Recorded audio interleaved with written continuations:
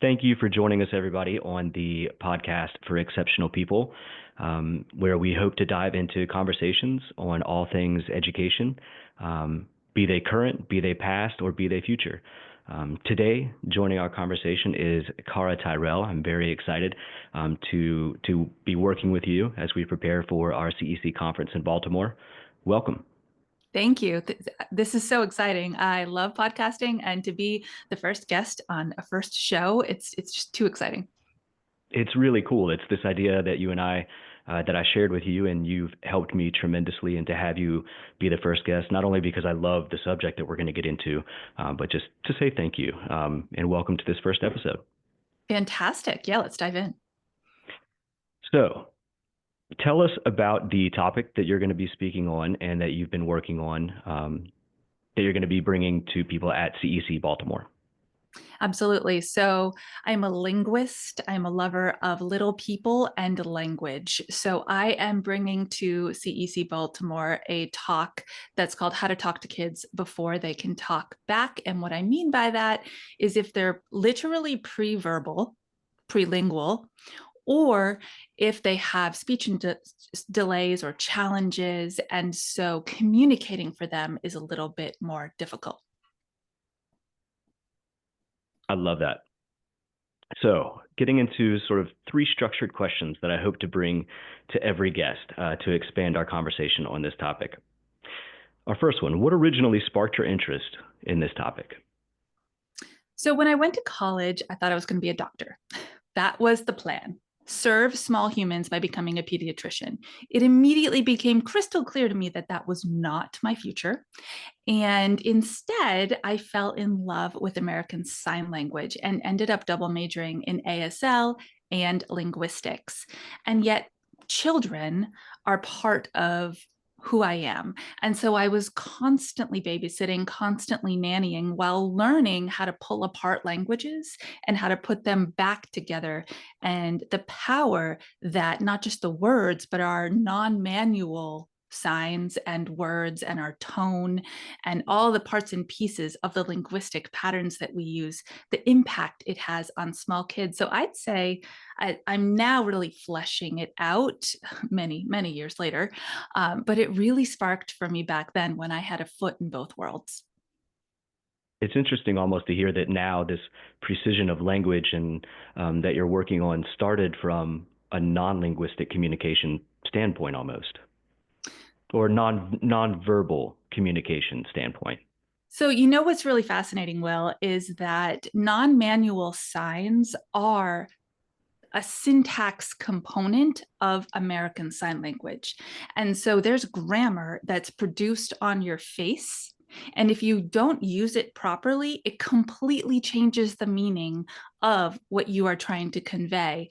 And so really when I tapped into that is when I started doing some research on, oh, what are these things that we as hearing people call micro expressions, and what are we intentionally or unintentionally conveying to people when we're using them on our faces? And so you're right in that ASL uses them very specifically, but we use them without even realizing it. I kind of wish you had shared that with me at the very end of our time together, because now I'm going to be focused on all of the different wrinkles in my brow.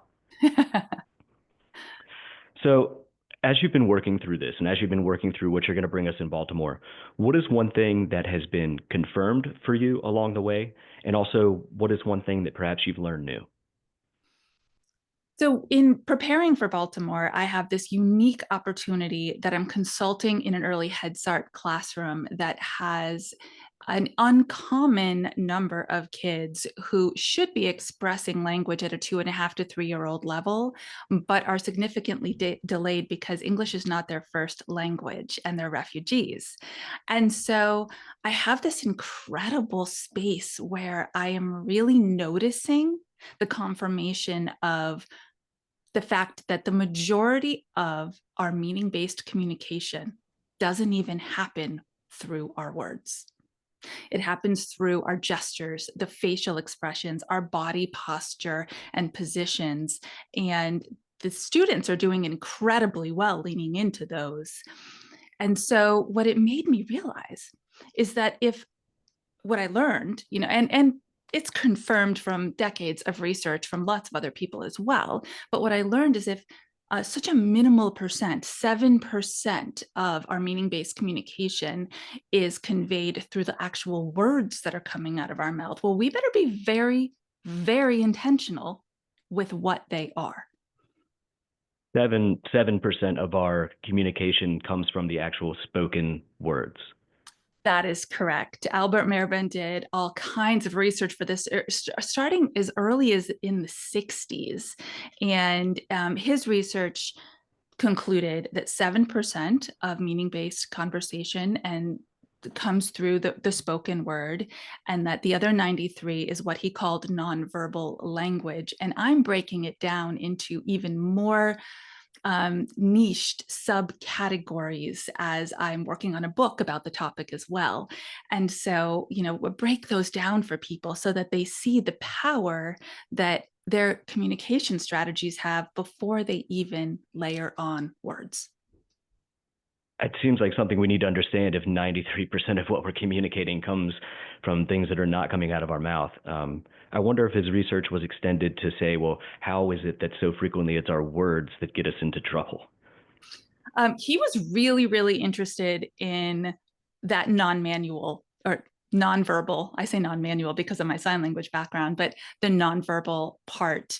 There is so much incredible linguistic research in the dissecting of the power of words. And you're right, they either break us down and feel really minimized and really judged and turn into identity statements in our heads and our hearts, or they build us up and they make us feel hopeful and that we have a capability to do something and to learn something more. And so guiding those words through the mouths of trusted adults who are working with young brains that are growing at an exponential rate, but young mouths that can't actually form words like your daughter's, is just such a passion of mine, because we have an incredible opportunity in those first 2.5, 3 years of life to create the lexicon, to stock their dictionary, to build their young identity, and to give them a space to launch from when all of a sudden they can speak back to us. It's incredible. And that must be a really rewarding part of your work, is knowing that the depth of the 93%, to go back to that, the number of things and the power that's in there, and you get to live in that and live that world with your class. That must be extraordinarily rewarding. It really is. It really is. And in the work I do with parents as well, especially parents who have now had a second child, I hear them say, our 3-year-old is now saying things to our young baby. You have a choice, right? They're mimicking our words that we used when they were younger, and they're now passing it on to their sibling. And that just feels really good too. It's fantastic. It's like when we give our daughter the choice of which teether she wants first thing in the morning. All right, so just a couple of more questions. Now, I'm going to turn us to a room full of skeptics. What would be the first point or first argument that you would make in a room full of skeptics to try to bring them on your team? Okay, so it's a 1-2 punch. The statistic, we know 85% of foundational brain growth, the literal size of a child's brain, is done growing by 3 years old. With that said, I think we can all agree that just because the muscles in their jaw and their tongue and those motor skills don't work yet to create intelligible speech, just because they're not talking doesn't mean their brain isn't developing. So that would be the very first foundational thing I want people, and we can all agree on that. And if the brain is in development mode, then we have a job to do, whether we are receiving anything back from them or not. It's our job to play the waiting game.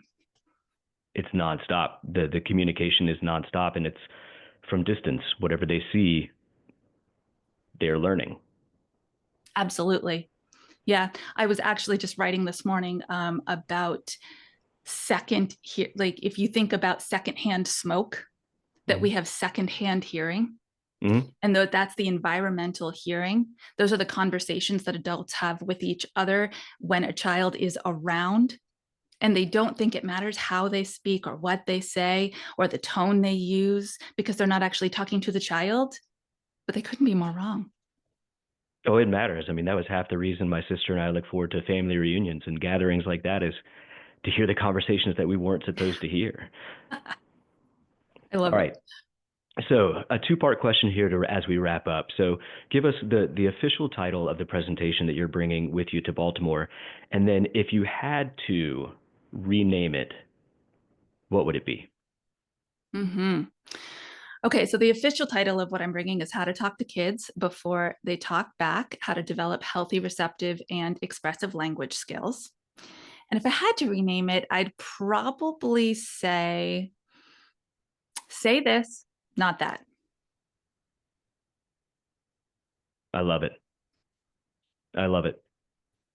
Cara, thank you so much for joining us today, not just for being the first guest on this incredible podcast journey, but for bringing us this idea that language, that communication, that what we do with our bodies, either conscious or unconsciously or subconsciously, all of it is communication, and all of it does have an impact. Starting at day one, as soon as there is impact being made, all of those factors come into consideration.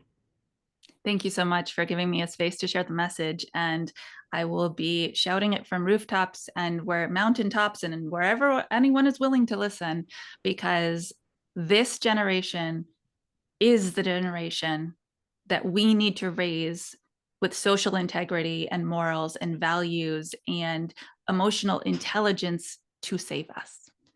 That's right. I couldn't agree more. And you can shout it from a pirate ship at the Inner Harbor in Baltimore when we're there in March. Sounds, ooh, I can look forward to that. Cara, thank you so much. And I look forward to seeing you in March. We'll see you then. All right. Take care.